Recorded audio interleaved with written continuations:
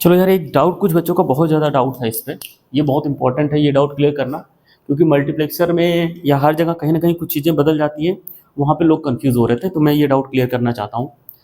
Sir, सबसे important चीज़ है कि अगर आपके पास दो वेरिएबल है और एक आउटपुट है, ठीक है, तो कितने कम्बिनेशन होंगे? टोटल आपके पास 4 कम्बिनेशन होंगे। ये सबको अच्छी तरीके से याद हो गया होगा।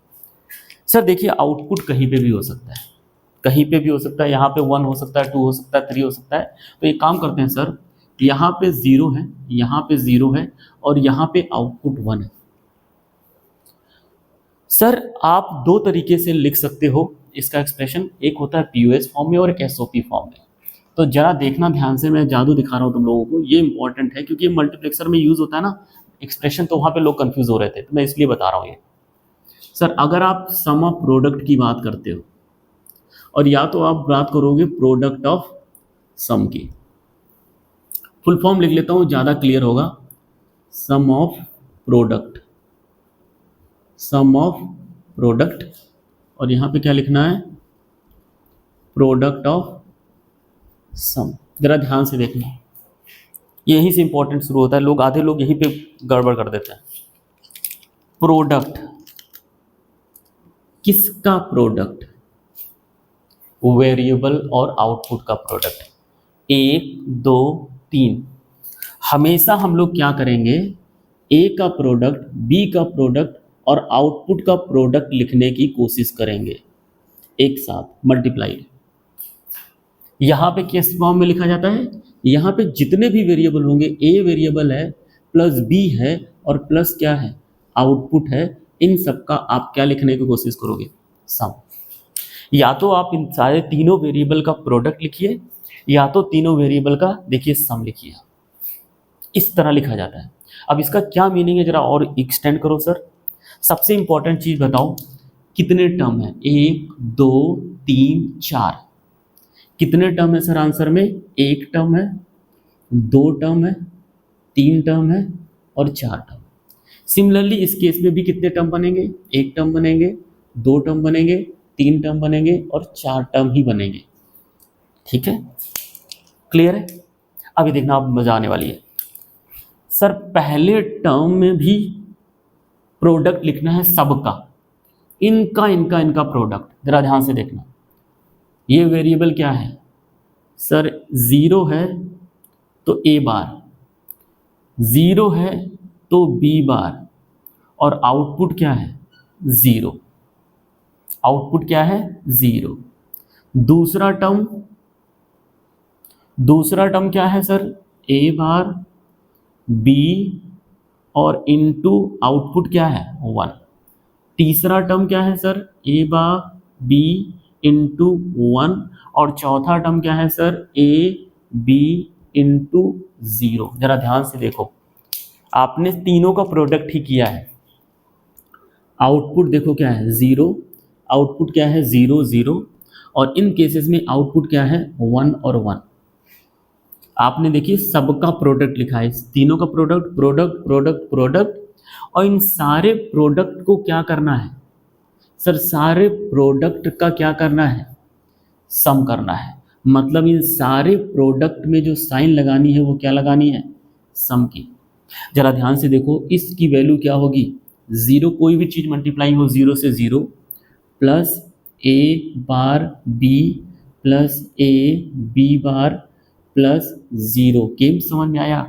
डायरेक्टली आपने हमको सिखाया था कि इसका एक्सप्रेशन होगा ए बी बार, और आप अच्छी तरीके से पता है एक्सॉर बी। आप अभी तक हमको क्या करते थे? डायरेक्टली यही बताते थे। ये लिखा कैसे जाता था ये नहीं समझाया था। इसलिए नहीं समझाया था क्योंकि यही आता है डायरेक्टली, और डायरेक्ट लिख सकते हो, ट्रिक है। लेकिन जो सच्चाई थी ना डेफिनेशन की, वो ये थी। अभी आपने क्यों बताया? इतना पढ़ाने के बाद आप जो भी पढ़ा ही चुके थे, ट्रिक बता ही चुके थे, तो अब क्यों बताना? होता क्या है ना, आपको कभी कभी क्या होता है, यहाँ पे नहीं पता होता है कि 0 है कि 1 है। अभी क्या है, 0 जहाँ जहाँ पे रहेगा ना, अब आप समझ चुके हो ट्रिक क्या है। जहाँ जहाँ 0 होगा ना, वो वाला टर्म तो 0 होता है, तो उसको लिखो या ना लिखो। सिमिलरली जहाँ जहाँ पे 1 होता है ना, वही टर्म बचता है, और उसमें भी ए बार बी ए बी बार बचेगा। वन से मल्टीप्लाई करने पे वही सेम होता है, देखो वन से मल्टीप्लाई करने पे भी वही रहता है। इसलिए आप देखो डायरेक्ट लिखना सिखा दिए कि ऐसे करेंगे, जहां वन रहेगा उसको देखेंगे ये डिफरेंट है तो ए बार, और ये सेम है तो बी, ये यहाँ देखेंगे ये सेम है तो ए, और ये डिफरेंट है तो बी बार, डायरेक्ट लिखेंगे, वो ट्रिक थी। लेकिन कभी कभी क्या होता है यहाँ पे I0, I1, I2, I3 आ जाता है, तो उस केस में हमें यहाँ पे I0 लिखना पड़ता है, I1 लिखना पड़ता है, I2 लिखना पड़ता है और I3 लिखना पड़ता है, तब हम लोग को वो ये वाला मेथड जो बेसिक मेथड है यूजफुल होता है। और ये मल्टीप्लेक्सर में देखोगे तुम, जब मल्टीप्लेक्सर पे जाके वीडियो देखोगे, जब मैंने पढ़ाया हुआ है क्लास में देखा होगा, मल्टीप्लेक्सर में क्या होता है जब दो इनपुट होते हैं तो आउटपुट I0 आता है, I1 आता है, I2 आता है, I3 आता है। और उस केस में मैंने देखा होगा, तुमने जानबूझ के मैंने ए बी के यहाँ पे S0 और S1 लिखा होगा और ऐसे एक एक्सप्रेशन बनाता हूँ, इसलिए इसको पढ़ाना जरूरी है। तो सर जो ये रूल यहाँ बता रहे हो वही रूल यहाँ पे भी लगाओ, वहाँ पे भी सही होना चाहिए। लेकिन अब देखो इन सारे प्रोडक्ट, इन जो आपने सम लिखे हैं ना, ये आपस में क्या होने चाहिए, प्रोडक्ट, मतलब ये आपस में क्या होंगे, इंटू होंगे, इंटू होंगे, इंटू, इन सबका आपस में मल्टीप्लीकेशन होगा, क्यों, प्रोडक्ट। तो जरा ध्यान से देखो, पहला जो टर्म होगा और दूसरा जो टर्म होगा और तीसरा जो टर्म होगा और जो चौथा टर्म होगा, उन दोनों सब में आपके क्या होगा, प्रोडक्ट। तो जरा देखो ध्यान से, इसमें क्या लिखोगे। अब इसमें खास बात होती है कि यहाँ पे जीरो को ही ए मानते हैं, इसे बार नहीं लगाते हैं, तो जीरो ए प्लस बी प्लस जीरो, ए प्लस बी प्लस जीरो, कोई प्रॉब्लम नहीं। यहाँ देखना सर, जीरो पे कोई चेंज नहीं, लेकिन यहाँ पे चेंज किस पे आएगा, वन पे, और प्लस ये क्या है, वन, आउटपुट क्या है, वन। सिमिलरली यहाँ पे क्या होगा, A bar plus B plus one, और ये होगा A bar plus B bar plus zero.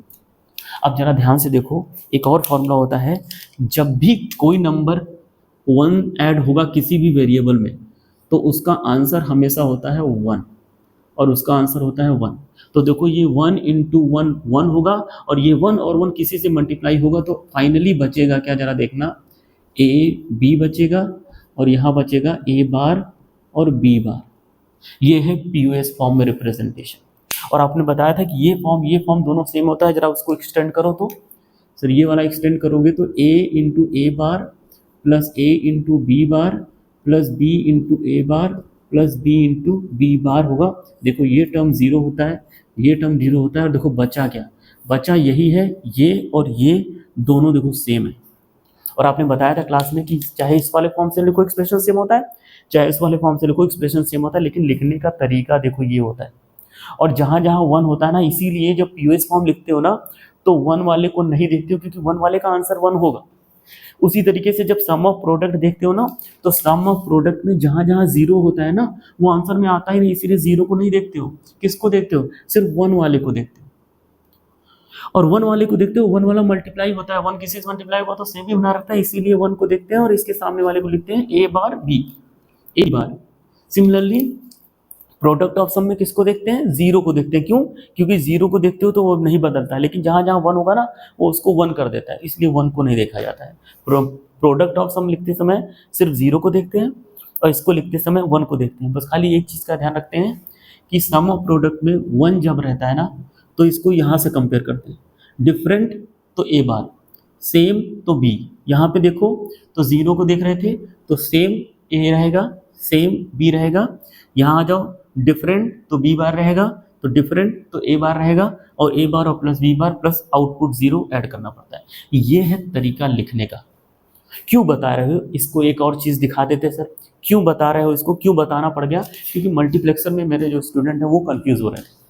Multiplexer का मैं दिखाता हूँ, एक टेबल मल्टीप्लेक्सर बना के दिखा रहा हूँ, और मल्टीप्लेक्सर में वही करूँगा जो यहाँ पे मैंने किया है। देखो मल्टीप्लेक्सर में बनाने जा रहा हूँ 4:2 का।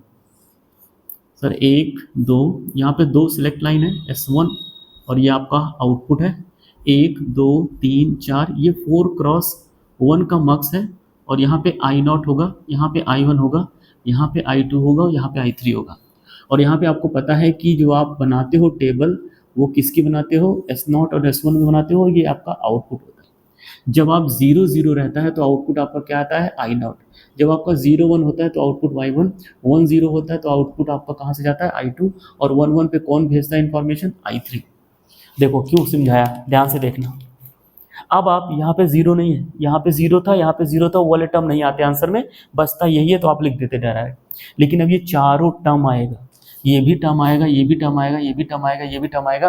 क्यों? क्योंकि कहीं पे भी जीरो नहीं है और कहीं पे भी मुझे नहीं पता वन है कि जीरो है, कुछ नहीं पता। तो उस हिसाब से अगर मैं इसका आउटपुट लिखना चाहूँ तो ये जीरो जीरो, अगर देखो तो ये आई नॉट है, तो ये ए बार बी बार मतलब S one bar S naught bar के साथ क्या मल्टीप्लाई होता है, आई नॉट प्लस फिर S one bar S naught और I one plus S one S naught bar, और ये क्या होगा I two plus S naught और एस वन के साथ आई थ्री। और देखोगे यही आउटपुट होता है आपका मार्क्स का, क्योंकि मुझे कुछ नहीं पता।